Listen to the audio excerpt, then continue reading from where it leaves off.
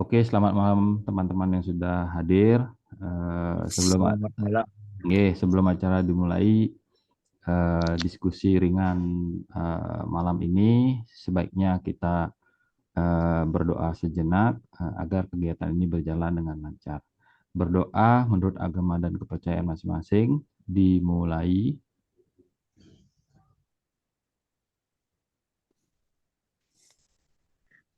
Oke, berdoa selesai.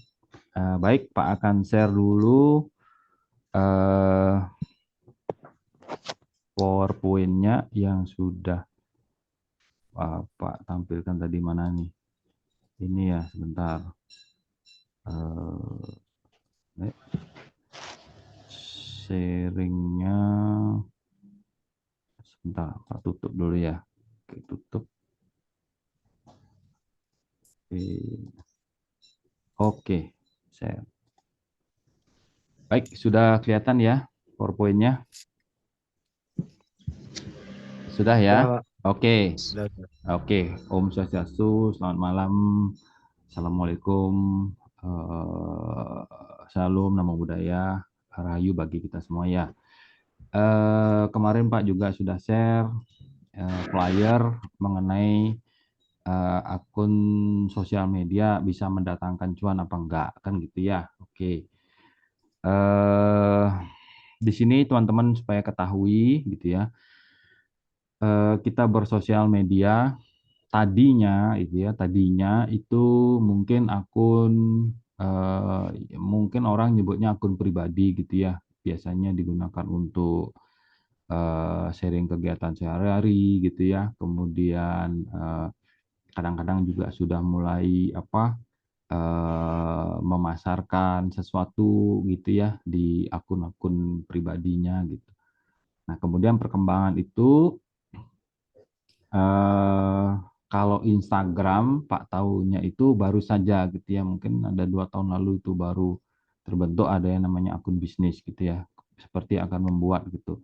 Nah, kemudian kalau di Facebook gitu ya, kalau di Facebook itu ada marketplace gitu ya, ada fanspage, kemudian atau ada memang menyediakan akun bisnis memang ya untuk memasarkan produk, barang, kemudian jasa gitu ya. Di samping itu juga ada memang beberapa platform gitu ya, seperti mungkin ya OLX kayak gitu ya, mungkin sekarang sudah orang udah mulai mulai meninggalkan kayaknya itu, tapi tetap masih ada gitu ya. Nah, terus kalau YouTube gitu ya, YouTube itu secara tidak langsung sudah akun organik dan akun bisnis gitu ya. Jadi misalnya yang suka mengutak-atik YouTube gitu ya, memang di situ ada persyaratan 4.000 jam tayang, kemudian 1.000 subscriber gitu ya. Kalau sekarang sudah turun lagi gitu ya. Turun lagi dia hanya meminta 500 subscriber, kemudian 3.000 jam tayang. Nah, itu sudah bisa dijadikan cuan gitu ya. Jadi eh, sudah melunak persyaratan di YouTube-nya. Tapi memang betul-betul apa yang disampaikan di YouTube, informasi yang di YouTube, baik dia berupa vlog, baik dia berupa mungkin edukasi seperti yang Pak punya, atau mungkin kesehari-harian gitu ya. Nah, kalau sekarang sih mungkin YouTuber-YouTuber itu sudah bertumbangan gitu ya, karena mereka menampilkan mungkin informasi-informasi yang hoax gitu ya, informasi yang sekedar gitu. Mungkin kalian tahu Ria Ricis gitu ya. Ria Ricis sekarang sudah tidak begitu aktif lagi karena YouTube mengeluarkan persyaratan yang memang betul-betul kontennya itu sesuai dengan iklan yang mereka pasang gitu ya. Jadi mungkin saja tidak tepat mereka memasang iklan di channel-channel yang mungkin tidak ada hubungannya dengan iklan gitu. Ya misalkan contoh gitu ya, misalkan contoh kalau di channel Pak itu kategorinya pendidikan gitu, nggak mungkin akan nongol iklan apa ya misalnya iklan iklan travel gitu nggak mungkin gitu, kecuali kalau emang kita kontennya tentang tourism gitu, ya mungkin akan nongol nongol iklan yang ada hubungannya dengan konten gitu ya. Jadi sampai sampai sejauh itu artificial intelligence-nya dari YouTube memfilter konten-konten kreator yang menjadi partnernya gitu ya. Nah, kalaupun tidak digunakan mungkin nggak masalah karena ada beberapa orang yang menggunakan sebagai media penyimpan gitu ya, boleh kan mereka mereka memang menyediakan untuk itu, jadi kapasitasnya besar sekali gitu ya. Oke, mungkin itu kenapa akun sosmed ya, karena saya tahu gitu ya, karena orang Indonesia itu sosialitanya tinggi sekali gitu ya, karena baru bangun udah ngambil handphone update status kan gitu ya, karena mengubah gaya hidup gitu ya. Apapun itu memang tidak lepas yang namanya katakanlah handphone gitu ya, dari 24 jam satu harinya itu, oke katakanlah tidur 8 jam berarti 16 jam. 16 jam beraktivitas, ya hampir 10 jam lah, katakanlah memegang handphone gitu ya. Jadi dunia informasi itu ada di genggaman itu sebenarnya gitu. Nah, sekarang bagaimana caranya kita memanfaatkan? Ya mungkin kita tahu teknologi, eh, paham teknologi, nah baru dimanfaatkan gitu. Nah, barusan tadi di grup Pak itu ada yang kena crack gitu ya, kena crack WA-nya itu bukan hack gitu tapi crack. Crack itu dibuka gitu ya. Kalau hack itu dipertahankan sebenarnya, bukan dirusak gitu. Kalau merusak itu crack namanya gitu. Nah, makanya nanti teman-teman gitu ya, terutama yang mulai masuk ke platform WhatsApp gitu, ya hati-hati kalau misalnya ngeklik sesuatu itu dikonfirmasi dulu gitu, jangan sembarang klik gitu ya. Karena kalau begitu klik mungkin akan masuk ke handphone, mungkin akan mengambil data-data yang ada di handphone. Nah, begitu juga Pak berikan ilustrasi. Misal contoh kalian ketika menginstal sesuatu gitu ya, misalnya lewat App Store, lewat Play Store dan sebagainya, itu pasti akan tanya dia akan tanya begitu install dia pasti akan tanya, misal contoh boleh nggak saya ngakses kontak gitu, boleh nggak saya ngakses galeri, boleh nggak saya ngakses lokasi gitu biasanya gitu. Nah, kalau misalnya tidak nyaman dengan hal itu ya jangan diinstal gitu. Tapi biasanya ketika kita install aplikasi itu kan biasanya ada itu tuh, ada review-review dari pengguna itu ya, di bawahnya tuh misalnya, oh aplikasi ini baik, gini gini gini, aplikasi ini kurang itu. Nah, di situ biasanya yang harus kita eh, paham gitu ya, paham aplikasi itu gitu. Nah, itu untuk yang sering misalnya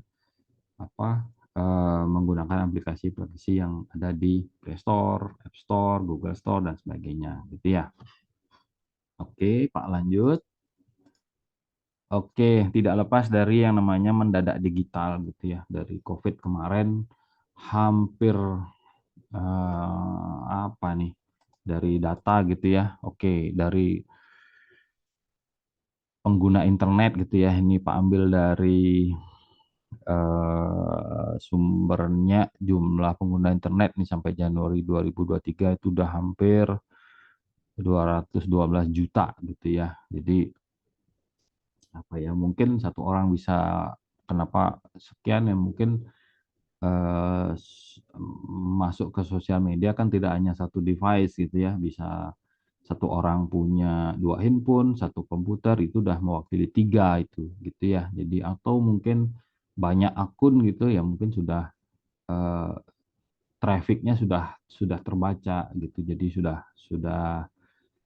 sudah banyak pengguna internet gitu, karena satu orang mungkin banyak punya akun gitu ya. Nah, mengenai akun-akun misalnya mungkin saja kalian punya beberapa akun gitu, mungkin yang disebut akun organik gitu ya, akun bisnis gitu, memang sebaiknya dipisah gitu ya, dipisah karena kemarin Pak juga ikut uji kompetensi digital marketing dan sosial media.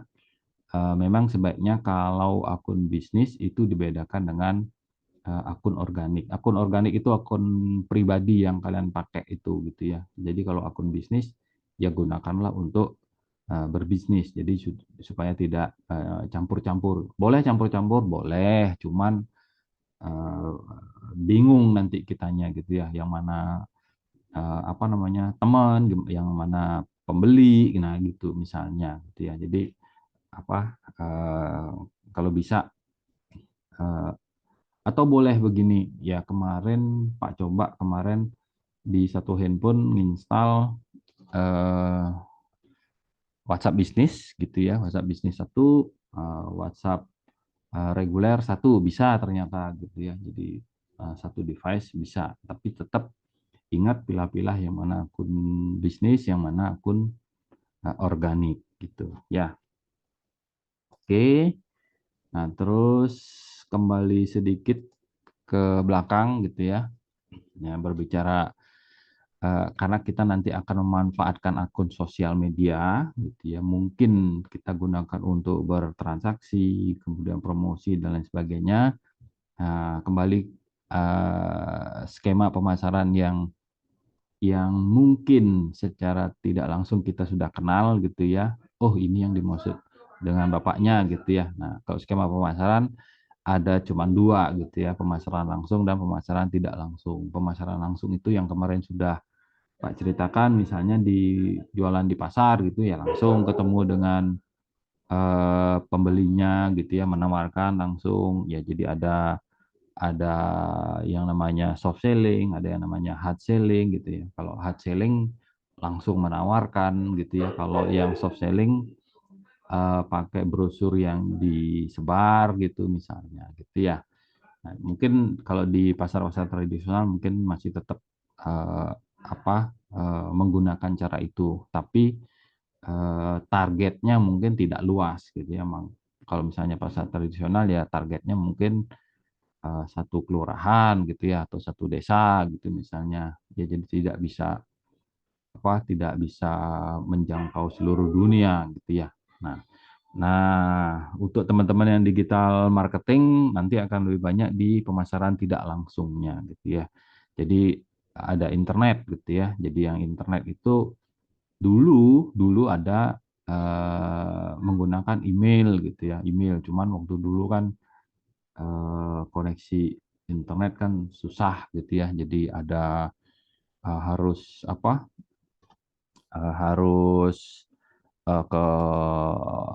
ke warnet gitu ya, ke wartel gitu mungkin gitu ya.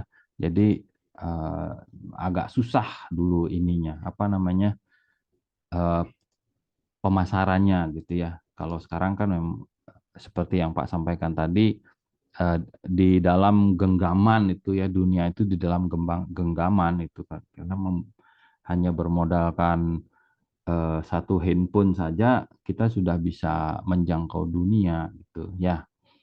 Nah, kemudian yang berikutnya afiliasi gitu ya. Afiliasi itu eh, mungkin ya baru-baru ini kan ada yang namanya eh, afiliator gitu ya. Mungkin afiliator kesannya buruk sekali gitu ya. Tapi kalau dicari ya sebenarnya affiliate itu artinya bermitra gitu ya, bermitra memasarkan produk kita, baik barang atau jasa gitu ya.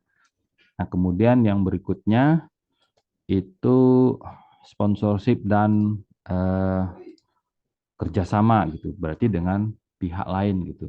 Nah, di sini boleh juga ya, banyak juga kita melihat produk-produk itu beda merek, tapi biasanya satu perusahaan gitu, nah, dia jadikan satu, jadi beli beli beli barang A 2 biji dapat barang B gitu, ada yang seperti itu. Nah, itu boleh. Jadi akan memasarkan yang produk B tadi melalui produk A yang mungkin lebih laku gitu. Jadi dititipkan di produk A yang laku, produk B-nya gitu. Itu yang melalui sponsorship dan kerjasama gitu ya.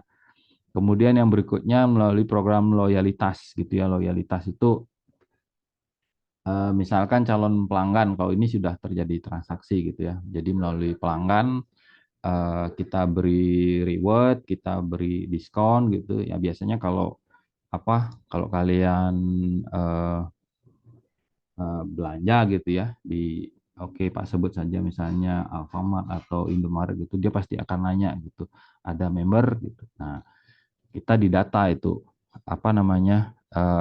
data kita didata gitu. Ya kemungkinan besar data yang kita kasih ke mereka itu mungkin tanggal lahir misalnya. Iya, suatu saat kalau misalnya mereka minta nomor handphone gitu, mungkin saja mereka akan mengkontak kita, mengucapkan ulang tahun dan lain sebagainya gitu. Di situ maintenance-nya ya, jadi servisnya kepada audiennya, kepada pelanggan. Nah, kemudian kemitraan strategis gitu ya. Kemitraan strategis sama seperti yang yang tadi, cuman ini dengan perusahaan. Kalau yang affiliate itu kan dengan orang biasanya gitu ya. Kemudian yang berikutnya influencer ya, kemitraan influencer. Sebentar, mana dia? Oh, ini dua Pak buat dia influencer ini ya. Oke. Kemitraan influencer itu dengan artis gitu ya. Jadi dengan artis influencernya. Jadi kita bayar artis untuk mempromosikan produk kita gitu. Tapi banyak juga yang artis-artis seperti mungkin julukannya apa ya, selebgram gitu ya.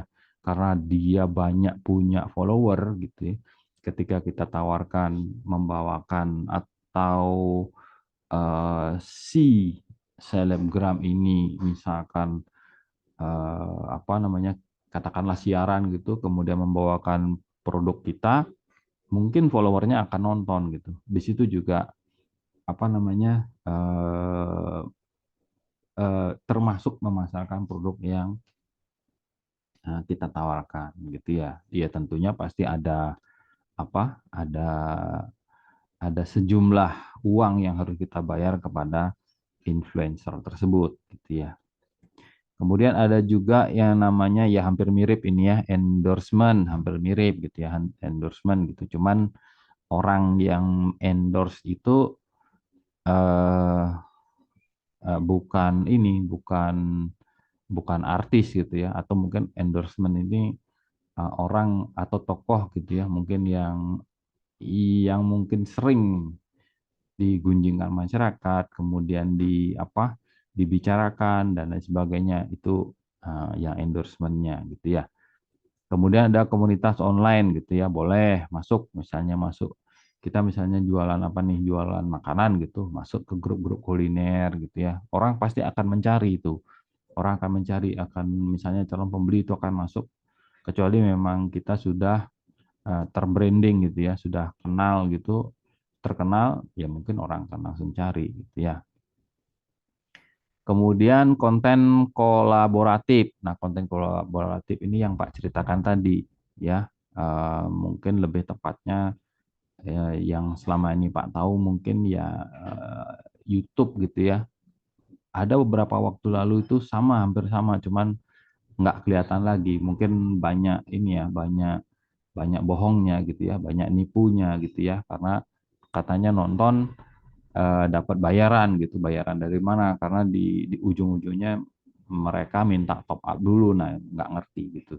Nah kalau misalnya kalau YouTube memang sudah jelas gitu ya. Jadi terkait dengan Google AdSense, memang pembayarannya lewat Google AdSense tersebut memang tidak dipungkiri, karena memang banyak YouTuber-YouTuber yang memang sudah menerima bayaran dari YouTube gitu ya. Kemudian program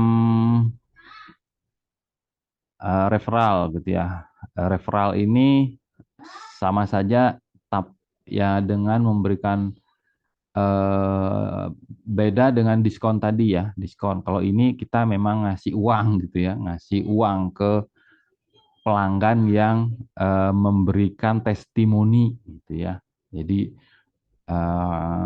memang sih kerjaan orang-orang marketing sebenarnya, ada yang memang strateginya sebagai pembeli gitu, tapi jangan sampai produk barang atau jasa yang kita tawarkan itu katakanlah apa isinya penipuan, jangan ya. Jadi kalau begitu mungkin akan merusak merusak nama perusahaan gitu ya. Jadi sebaiknya kalau zaman-zaman sekarang gitu ya, biasanya mungkin kualitas produk mungkin sama gitu ya, tapi biasanya bermain di pelayanan, di servisnya gitu ya. Kadang-kadang juga apa eh, orang juga mulai melihat gitu ya. Kalau dulu eh, kecuali orang-orang apa ya yang memperhatikan merek gitu mungkin gitu ya. Tapi kalau sekarang kan sudah enggak gitu ya. Misalnya contoh nih sepatu gitu ya, sepatu KW itu kan banyak tuh. Orang nggak akan ini apa tidak akan ragu gitu ya karena memang memang butuh dengan barang tersebut dan juga katakanlah nyaman digunakan gitu ya, apalagi eh, apa namanya menaikkan produk Indonesia gitu misalnya ya nggak salah gitu ya, walaupun dia KW2, KW3 gitu, yang penting nyaman gitu. Orang sudah nggak gini. Ya buktinya juga apa seperti handphone gitu ya. Kalau handphone kan dari handphone dari Cina gitu banyak juga nggak masalah. Toh juga penjualan produk mereka itu juga menjadi saingan-saingan handphone-handphone yang bermerek gitu misalnya. Ya, oke, yang berikutnya yang ulasan pelanggan itu hampir mirip ya, hampir mirip dengan yang tadi. Nah, jadi meminta testimoni gitu ya, mereview produk gitu ya, menceritakan keunggulan produk kita, keunikannya dan lain sebagainya. Itu dari pelanggan itu boleh digunakan sebagai skema pemasarannya gitu ya. Nah, setelah itu baru ini ya, jadi kita sudah punya bayangan misalnya kita punya produk apa yang akan dipasarkan gitu, apakah dia barang atau jasa. Eh, kan tidak mungkin kita membuat usaha terus rugi gitu ya, walaupun ada resiko. Setiap usaha punya resiko ya, resiko ada yang besar ada yang kecil gitu ya, tapi tetap harus kita punya analisa bisnis gitu ya. Nah, di sini ada SWOT. SWOT itu strength, weakness, opportunity, treatment gitu. Strength itu kekuatan kita. Kita ngelihat uh, apa saja yang bisa kita jual. Misalnya masakan gitu ya. Oh, kita uh, unggulnya di bumbu gitu misalnya. Ya boleh, itu manfaatkan gitu ya. Kemudian weakness, kelemahan ya biasanya, oh tempat kita jauh nih, bagaimana caranya? Nah, itu yang harus diperhitungkan. Jangan sampai mungkin jarak itu, ya sudah pastilah jarak. Kalau jarak kan pasti ada hubungannya dengan ongkir mungkin gitu ya. Ya itu juga harus dianalisa gitu ya. Kemudian opportunity itu peluangnya, peluang oh di daerah ini sepertinya nggak ada yang jual nih gitu. Nah, atau misalnya Pak kasih contoh eh, teh poci gitu ya, teh poci. Kita ngelihat biasanya kalau teh poci itu kalau nggak di sekitaran sekolah gitu ya, ya mungkin tempat-tempat yang rame gitu. Nah, tidak sembarang ketika kita akan apa menjual teh poci itu tidak akan sembarang dikasih gitu. Dia pasti akan melihat lokasi di mana gitu. Oh, di sini dia akan oh nggak cocok di sini karena dekat gitu ya, dekat dengan teh poci yang lain gitu ya. Dia pasti akan nyarikan lokasi yang apa yang menurut teh pocinya pas untuk jangkauan pelanggannya gitu. Nah, itu yang strategi yang kalau di teh poci selama ini Pak sempat juga tanya-tanya gitu ya, bagaimana prosedurnya seperti itu. Jadi kita mengajukan lokasi. Biasanya kalau berdekatan mereka tidak akan kasih gitu ya. Jadi dengan apa dengan jarak-jarak tertentu, oh di sini boleh, di sini boleh gitu. Itu biasanya disupport dan yang dibayar itu ke ke penjual teh poci itu jasanya, jasa menjualnya karena gelas, kemudian bahan tehnya, kemudian rombongnya itu memang dikasih oleh Teh Poci itu sendiri. Jadi jasa kita menjual itu aja yang dibayarkan gitu ya.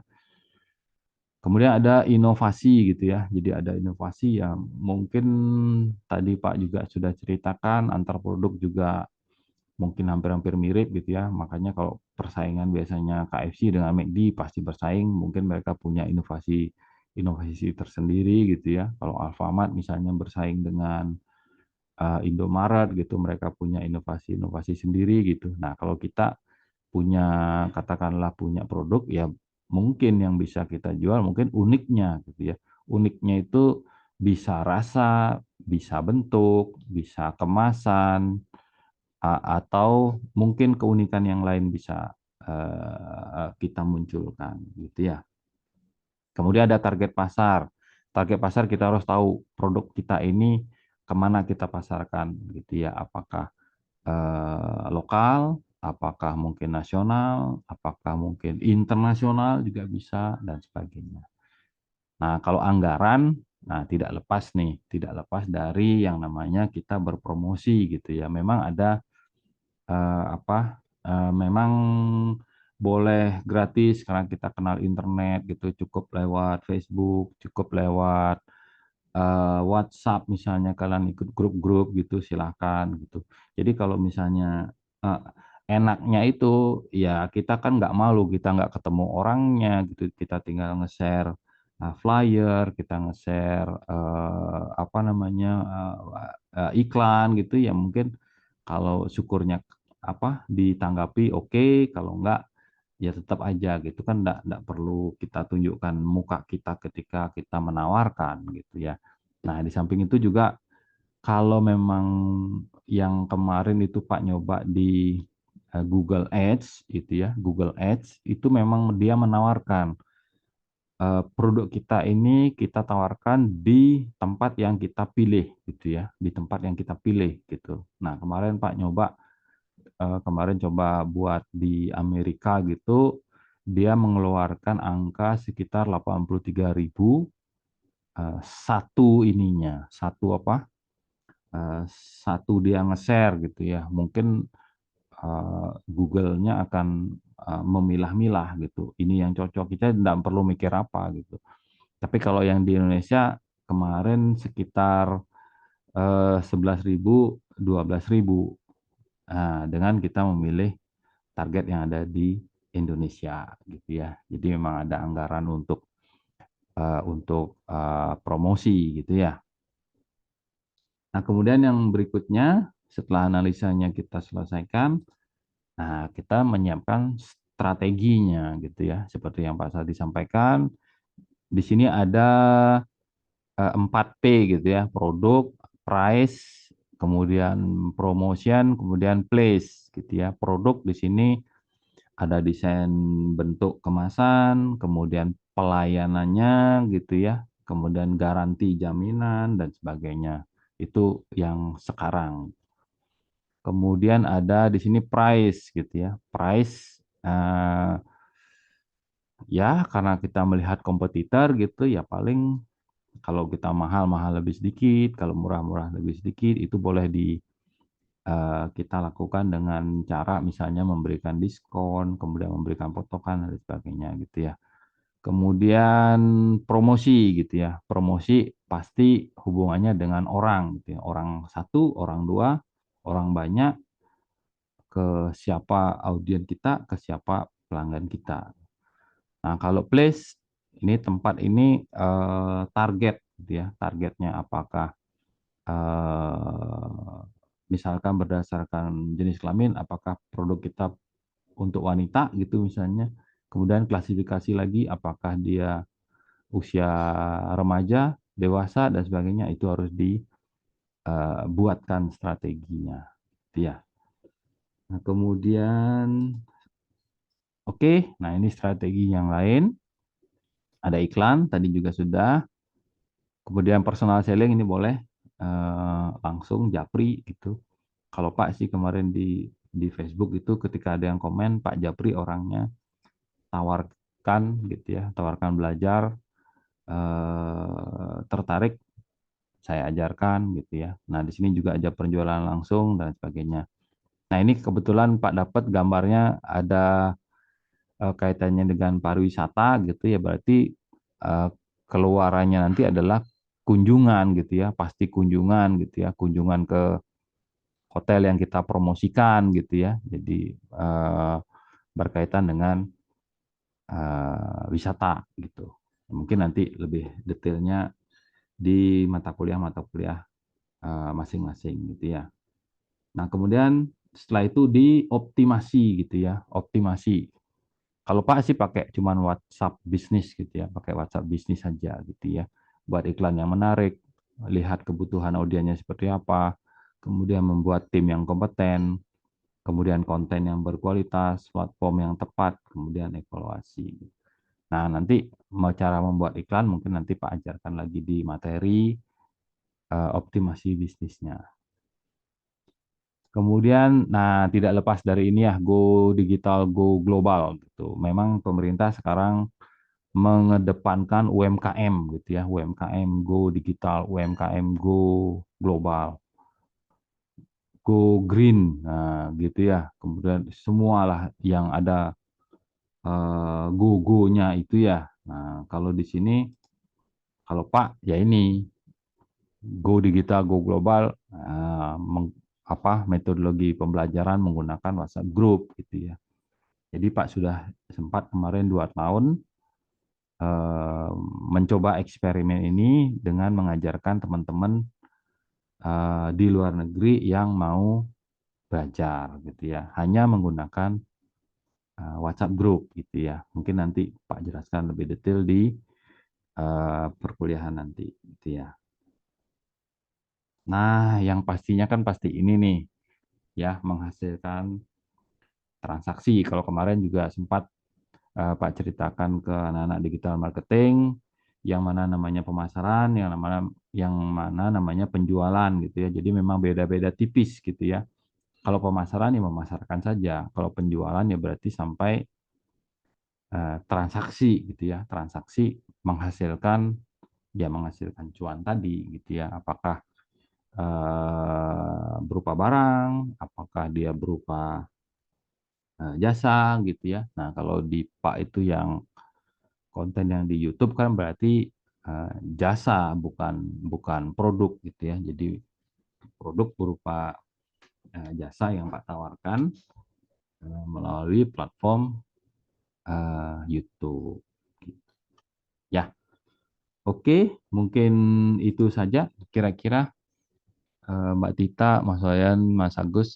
Wah, ini Pak Dir hadir nih. Waktu tinggal sedikit nih Pak Dir. Ya, sekedar ini aja, sekedar apa diskusi dengan anak-anak Niki. Ya, gimana teman-teman yang hadir? Ada yang mau ditanyakan? Silakan beli Wayan Ari. Nah, ini paling aktif nih. Tadi juga sudah sempat cerita ya. Anak engineering pun juga boleh. Pak, saya ada ide begini, boleh nanti Japri, Mas Ari, atau di grup mahasiswa juga boleh sampaikan. Ya, nanti Pak kasih tips-tips dan triknya ya. Ya, Bisa udah terbuka, Ari ya, sudah terbuka ya pikirannya. Ada ide boleh sampaikan gitu. Sambil jalan, ya. kan gitu. Ya, Udah mau tahu aja Pak gimana dunia marketing itu Pak. iya kan semua. Saya rasa semua punya jiwa marketing gitu. Sekarang kan Iya, mau apa enggak kan gitu aja beliaunya. Bener iya. nggak? Biar bisa lewat AP lah dapat cuan kan gitu Pak. Iya, misalnya contoh nih, iya misalnya contoh nih, Ah, beli Ari tetangganya punya apa gitu, tapi mandek gitu, kan bisa bantu kita pakai, kita jadikan reseller gitu. Saya bantu Iya, promosikan kan gitu, kan dapat komisi dan lain sebagainya gitu kan gampang aja gitu. Nanti deh coba gini, iya, saya korek-korek apa yang bisa apa menjadi ide gitu, yang bisa dikembangkan, kita apa kita kembangkan gitu. Ya. Sama mungkin nanti siap. kalau kalau mungkin nanti kita undang Pak Karyasa, kita undang anak-anak engineering juga untuk hadir. Ya, Ya, oke oke oke. Oke, mungkin itu saja dulu. Nah, Nanti diskusi ini Pak share di grup mahasiswa. Nggih. Nggih, terima kasih semuanya oke. yang sudah hadir. Sebentar Pak share di grup diskusi malam ini. Terima kasih. Terima kasih, Pak. Nggih, nggih, ngering-ngering. Silahkan, silahkan boleh, Lik. Nggih, nggih.